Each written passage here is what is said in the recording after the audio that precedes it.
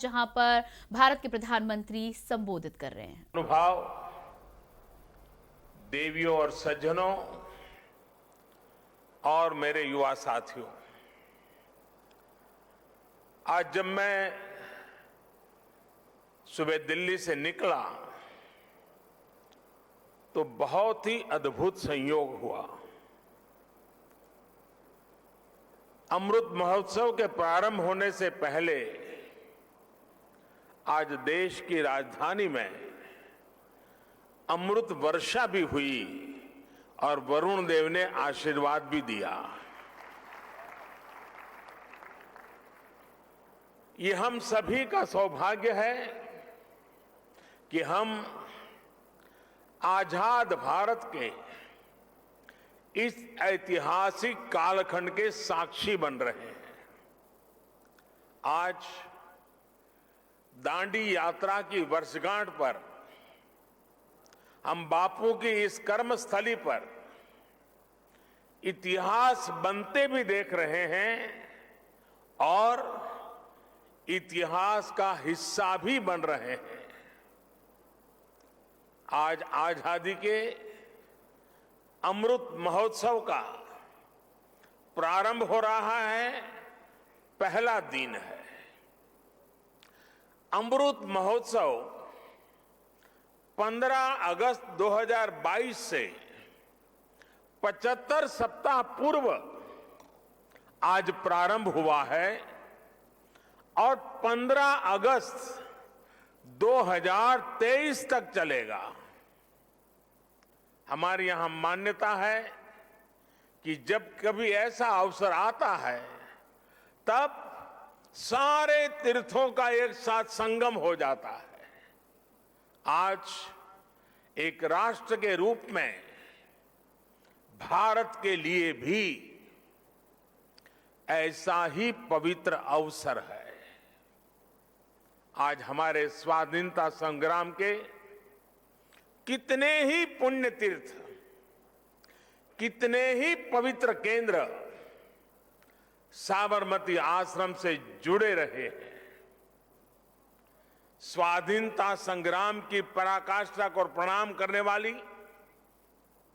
अंडमान की cellular jail, Arunachal Pradesh से Anglo Indian war की गवाह केकर मॉर्निंग की भूमि, मुंबई का अगस्त क्रांति मैदान, पंजाब का जलियांवाला बाग, उत्तर प्रदेश का मेरठ, काकोरी और झांसी, देश भर में ऐसे कितने ही स्थान पर आज एक साथ इस अमृत महोत्सव का श्री गणेश हो रहा है।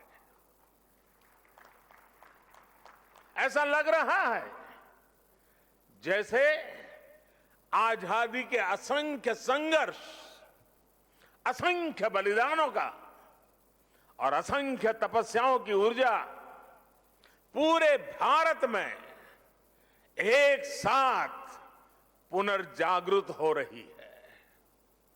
मैं इस पुण्य अवसर पर बापू के चरणों में अपने श्रद्धा सुमन अर्पित करता हूं।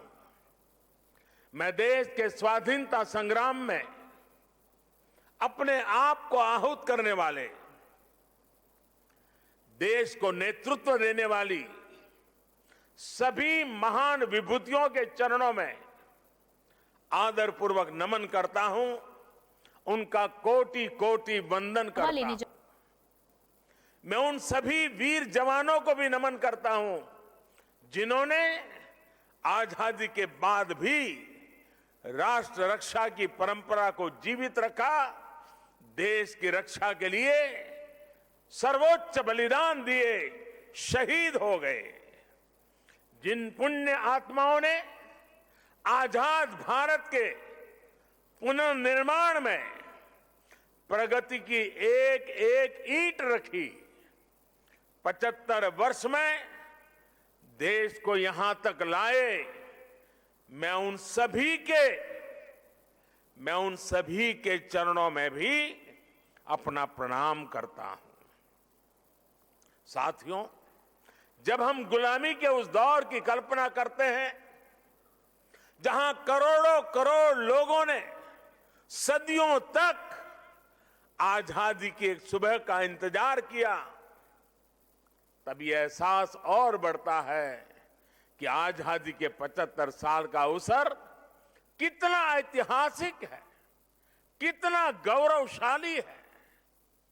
इस पर्व में शाश्वत भारत की परंपरा भी है, स्वाधीनता संग्राम की परछाई भी है और आजाद भारत के गौरवान्वित करने वाली प्रगति भी है। इसलिए अभी आपके सामने जो प्रेजेंटेशन रखा गया, उसमें अमृत महोत्सव के 5 स्तंभों पर विशेष जोर दिया गया है। Freedom struggle, ideas at 75, achievements at 75, actions at 75 और रिजॉल्व्स एट 75। ये पांचों स्तंभ आजादी की लड़ाई के साथ साथ आजाद भारत के सपनों और कर्तव्यों को देश के सामने रखकर आगे बढ़ने की प्रेरणा देंगे। इन्हीं संदेशों के आधार पर आज अमृत महोत्सव की वेबसाइट के साथ चरखा अभियान और आत्मनिर्भर इंक्यूबेटर को भी लॉन्च किया गया है। भाइयों और बहनों, इतिहास साक्षी है कि किसी राष्ट्र का गौरव तभी जागृत रहता है जब वो अपने स्वाभिमान और बलिदान की परंपराओं को अगली पीढ़ी को भी सिखाता है, संस्कारित करता है, उन्हें इसके लिए निरंतर प्रेरित करता है। किसी राष्ट्र का भविष्य तभी उज्जवल होता है जब वो अपने अतीत के अनुभवों और विरासत के गर्व से पल पल जुड़ा रहता है। फिर भारत के पास तो गर्व करने के लिए अथाह भंडार है, समृद्ध इतिहास है, चेतनामय सांस्कृतिक विरासत है। इसलिए आजादी के 75 साल का यह अवसर एक अमृत की तरह वर्तमान पीढ़ी को प्राप्त होगा। एक ऐसा अमृत जो हमें प्रतिपल देश के लिए जीने, देश के लिए कुछ करने के लिए प्रेरित करेगा। साथियों, हमारे यहां वेदों में एक वाक्य है, मृत्यो मृक्षीय मामृताम, अर्थात हम दुख, कष्ट, क्लेश और विनाश से निकलकर अमृत की तरफ बढ़ें, अमरता की ओर बढ़ें। यही संकल्प आजादी के इस अमृत महोत्सव का भी है। आजादी का अमृत महोत्सव यानी आजादी की ऊर्जा का अमृत। आजादी का अमृत महोत्सव यानी स्वाधीनता सेनानियों से प्रेरणाओं का अमृत। आजादी का अमृत महोत्सव यानी नए विचारों का अमृत, नए संकल्पों का अमृत। आजादी का अमृत महोत्सव यानी आत्मनिर्भरता का अमृत। और इसलिए ये महोत्सव राष्ट्र के जागरण का महोत्सव है। ये महोत्सव सुराज्य के सपने को पूरा करने का महोत्सव है। ये महोत्सव वैश्विक शांति का, विकास का महोत्सव है। साथियों, अमृत महोत्सव का शुभारंभ दांडी यात्रा के दिन हो रहा है। उस ऐतिहासिक क्षण को पुनर्जीवित करने के लिए एक यात्रा भी अभी शुरू होने जा रही है। यह अद्भुत संयोग है कि दांडी यात्रा का प्रभाव और संदेश भी वैसा ही है जो आज देश अमृत महोत्सव के माध्यम से लेकर आगे बढ़ रहा है। गांधी जी की इस एक यात्रा ने आजादी के संघर्ष को एक नई प्रेरणा के साथ जन जन से जोड़ दिया था। इस एक यात्रा ने अपनी आजादी को लेकर भारत के नजरिए को पूरी दुनिया तक पहुंचा दिया था। ऐसा ऐतिहासिक और ऐसा इसलिए क्योंकि बापू की दांडी यात्रा में आजादी के आग्रह के साथ साथ भारत के स्वभाव और भारत के संस्कारों का भी समावेश था। हमारे यहां नमक को कभी उसकी कीमत से नहीं आंका गया। हमारे यहां नमक का मतलब है ईमानदारी। हमारे यहां नमक का मतलब है विश्वास। हमारे यहां नमक का मतलब है वफादारी। हम आज भी कहते हैं कि हमने देश का नमक खाया है। ऐसा इसलिए नहीं क्योंकि नमक कोई बहुत कीमती चीज है। ऐसा इसलिए क्योंकि नमक हमारे यहां श्रम और समानता का प्रतीक है। उस दौर में नमक भारत की आत्मनिर्भरता का एक प्रतीक था। अंग्रेजों ने भारत के मूल्यों के साथ साथ इस आत्मनिर्भरता पर भी चोट की। भारत के लोगों को इंग्लैंड से आने वाले नमक पर निर्भर हो जाना पड़े। गांधी जी ने देश के उस पुराने दर्द को समझा, जन जन से जुड़ी उस नब्ज को पकड़ा और देखते ही देखते ये आंदोलन हर एक भारतीय का आंदोलन बन गया, हर एक भारतीय का संकल्प बन गया। साथियों, इसी तरह आजादी की लड़ाई में अलग अलग संग्रामों, अलग अलग घटनाओं की भी अपनी प्रेरणाएं हैं, अपने संदेश हैं, जिन्हें आज का भारत आत्मसात कर आगे बढ़ सकता है। 1857 का स्वातंत्र्य संग्राम, महात्मा गांधी का विदेश से लौटना, देश को सत्याग्रह की ताकत फिर याद दिलाना, लोकमान्य तिलक का पूर्ण स्वराज का आह्वान, नेताजी सुभाष चंद्र बोस के नेतृत्व में आजाद हिंद फौज का दिल्ली मार्च, दिल्ली चलो, ये नारा आज भी हिंदुस्तान भूल नहीं सकता है।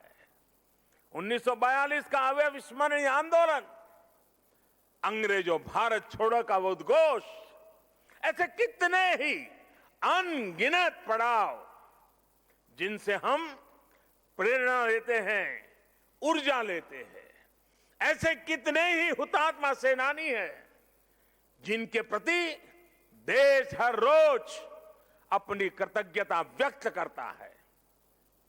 1857 की क्रांति के मंगल पांडे, तात्या टोपे जैसे वीर हों, अंग्रेजों की फौज के सामने निर्भीक गर्जना करने वाली रानी लक्ष्मीबाई हो, कित्तूर की रानी चेन्नम्मा हो, रानी गाइडिनल्यू हो, चंद्रशेखर आजाद, रामप्रसाद बिस्मिल, भगत सिंह, सुखदेव, राजगुरु, अत्फाउल्लाह खां, गुरुराम सिंह, टिटू जी, पोल रामास्वामी जैसे वीर हो, या फिर पंडित नेहरू, सरदार पटेल, बाबा साहब आंबेडकर, सुभाष चंद्र बोस, मौलाना आजाद, खान अब्दुल गफार खान, वीर सावरकर जैसे अनगिनत जननायक, ये सभी महान व्यक्तित्व आजादी के आंदोलन के पथदर्शक रहे हैं।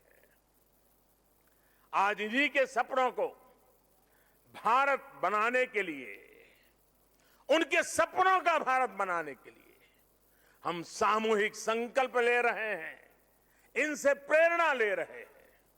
साथियों, हमारे स्वाधीनता संग्राम में ऐसे भी कितने आंदोलन हैं, कितने ही संघर्ष हैं जो देश के सामने उस रूप में नहीं आए जैसे आने चाहिए थे।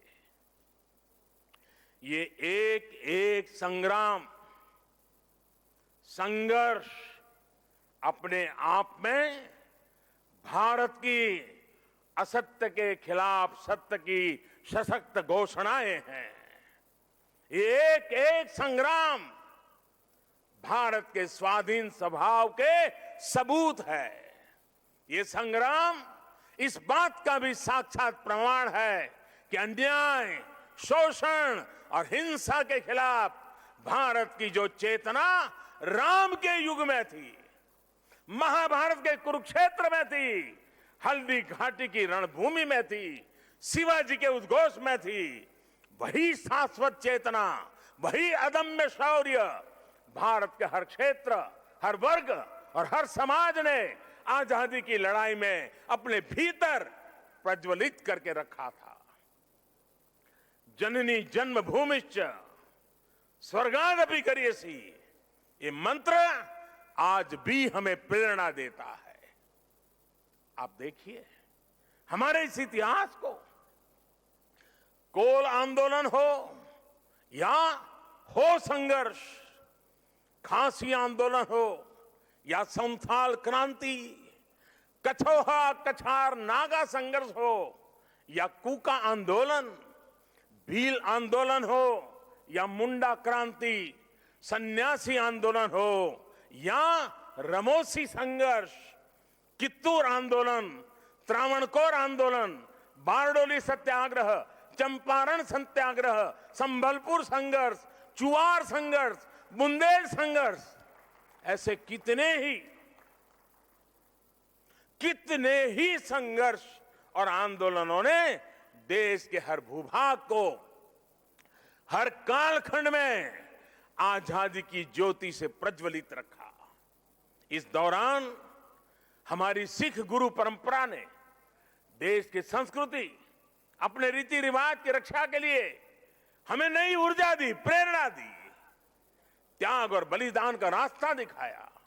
और इसका एक और अहम पक्ष है जो हमें बार बार याद करना चाहिए। साथियों, आजादी के आंदोलन की इस ज्योति को निरंतर जागृत करने का काम पूर्व, पश्चिम, उत्तर, दक्षिण, हर दिशा में, हर क्षेत्र में हमारे संतों ने, महंतों ने, आचार्यों ने, भगवतों ने निरंतर किया था। एक प्रकार से भक्ति आंदोलन ने राष्ट्रव्यापी स्वाधीनता आंदोलन की पीठिका तैयार की थी। पूर्व में चैतन्य महाप्रभु, रामकृष्ण परमहंस, श्रीमद शंकर देव जैसे संतों के विचारों ने समाज को दिशा दी, अपने लक्ष्य पर केंद्रित रखा। पश्चिम में मीराबाई, एकनाथ, तुकाराम, रामदास, नरसिंह मेहता हुए। उत्तर में संत रामानंद, कबीरदास, गोस्वामी तुलसीदास, सूरदास, गुरु नानक देव, संत रैदास। दक्षिण में माधवाचार्य, निम्बाकारचार्य, वल्लभाचार्य, रामानुजाचार्य हुए। भक्ति काल के इसी खंड में मलिक मोहम्मद जायसी, रसखान, सूरदास, केशवदास, विद्यापति जैसे महानुभावों ने अपनी रचनाओं से समाज को अपनी कमियां सुधारने के लिए प्रेरित किया। ऐसे अनेकों व्यक्तित्वों के कारण यह आंदोलन क्षेत्र की सीमा से बाहर निकल करके पूरे भारत के जन जन को अपने आप में समेट लिया। आजादी के असंख्य आंदोलनों में ऐसे कितने ही सेनानी, संत आत्माएं, ऐसे अनेक वीर बलिदानी हैं जिनकी एक एक गाथा अपने आप में इतिहास का एक एक स्वर्णिम अध्याय है। तो आप देख रहे थे